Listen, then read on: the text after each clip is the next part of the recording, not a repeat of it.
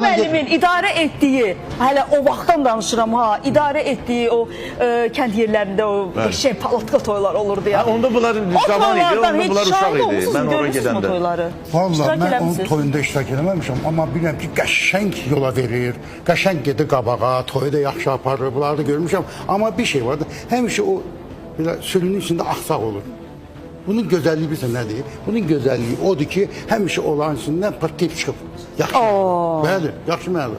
Çıxıb görürsən ki, başqanı deyəndə məsələn bunu söymürlər. Ya siz həddindən artıq çox istəyirsiniz Eşat müəllimi? Ya o yalan. Doğrudan vallahi. Ya bu qədər şeyi üzünə yalan. Ya çox istəyirsiniz. Və 3 variant var. Ya çox istəyirsiniz. Ya həddindən artıq nifrət edirsiniz. Ya da ki Yadan deyəndə. Ya da ki çox istəyirsiniz əslində, amma indi burada əsl üzünüzü ona göstərirsiniz. Əslində o nifrət var. Mənim üzüm həmişə belə olub. Mənə ta ki başqa şey dirqa verməsin, mənim üzüm həmişə belə olub. Ne deyim bəs?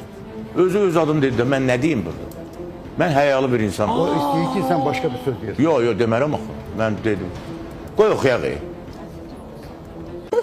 Biraz Siz ruh adamısınız. o adı saxla da özündə xahiş edirəm səndən. Qoy sözümü deyim, sonra deyirsən. Sən mənə deyirsən, mən Deyirəm də, uşağı vaxtı nədir? Başa düşmən. Məndən 7-8 yaz balacasan, amma danışığı bilmirsən. Deyirsən, nəysə kəşf edirsən, mənim sözümü qaytarırsan. Nə deyim bəs? Adekvat yanlış var. Xahiş edirəm, mən belə adamlarla çağırmadan, xahiş edirəm çağırmadan. Özüm bildiyin adamım. Danışığımı bilmir bu.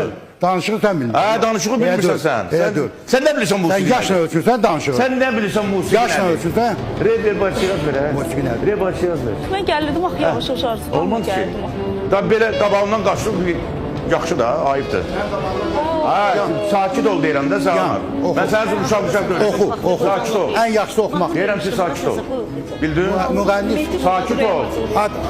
Kişi sakit ol.